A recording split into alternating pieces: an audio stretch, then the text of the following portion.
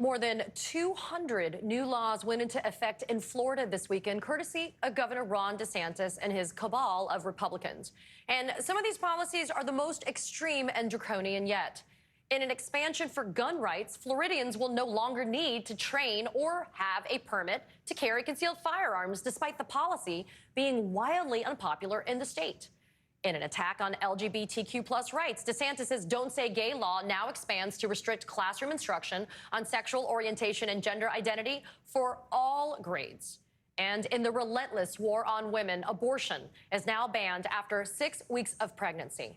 And in one of the most overtly cruel laws on immigration, private companies with 25 or more employees must now use the federal E-Verify system to check the immigration status of new workers or face severe penalties.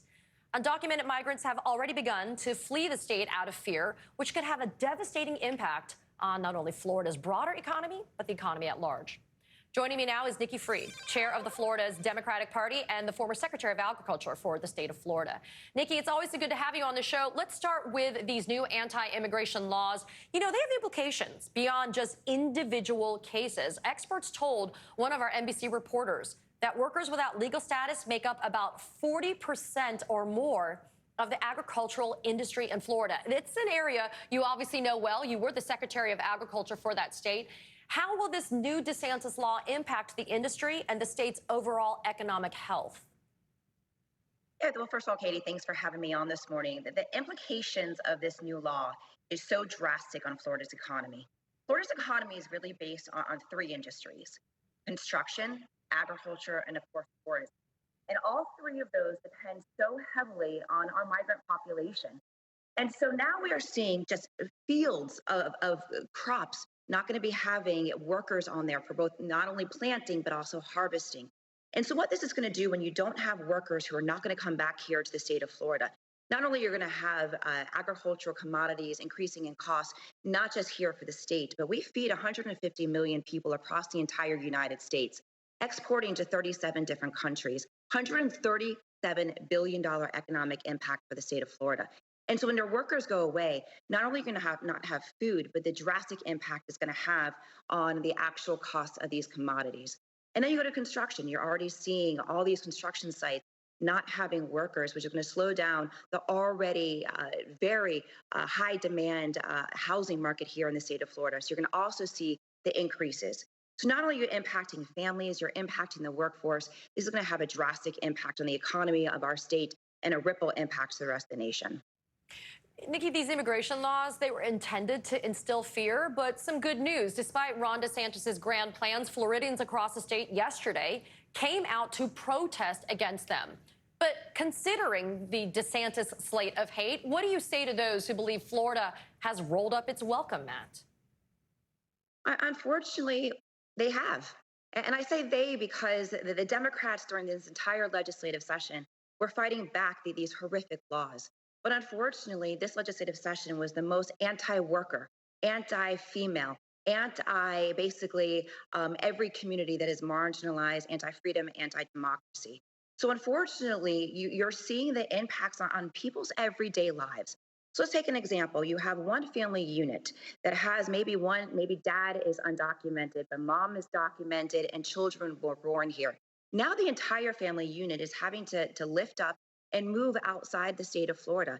And the other part of this law that most people aren't even understanding is that if you go into a doctor's office or into a hospital, if you don't speak perfect English, they're going to ask you for your papers. And so already the racial profiling, and you're going to have such an impact on our healthcare system. And so no, the welcome mat here has been lifted, and people are thinking that it's only affecting the Texas border. Unfortunately, the workforce here, the people that make up the vibrant culture of our state, are going to be drastically impacted. Let's switch gears to permitless carry. As somebody who lives in Florida, who has an 8-year-old, who has a family in the state of Florida, it gives me serious cause for pause and fear.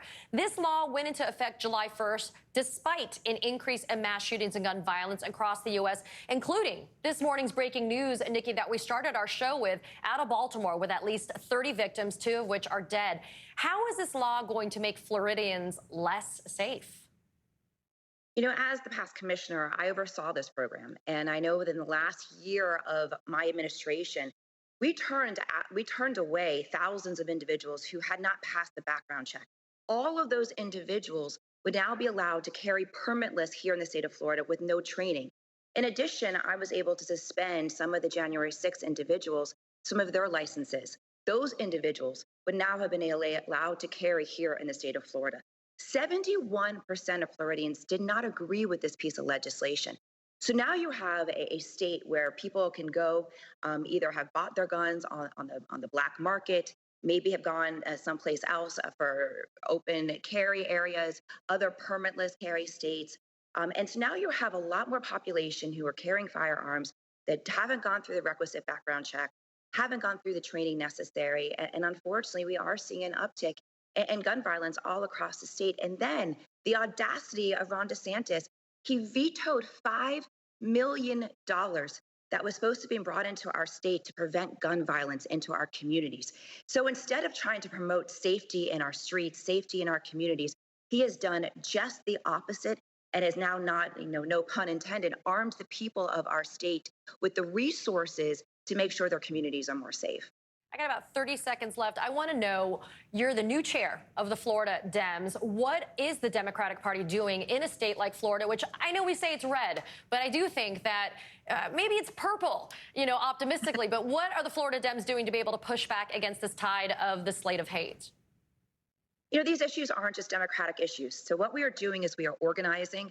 We're speaking out, we're fighting back, and we're forming an army, both from Democrats, nonpartisan voters, and even Republicans who feel that they've lost their party, that their party has left them behind with these draconian laws. So we are organizing, we are standing up, we are fighting back, and we know that 24 is going to be a test of where we are today, but most importantly is going to be a true test for democracy and freedom here in the state of Florida. Freed, chair of the Florida Democratic Party, I thank you for joining us this morning, and I hope you have a great rest of the holiday weekend. Thank you.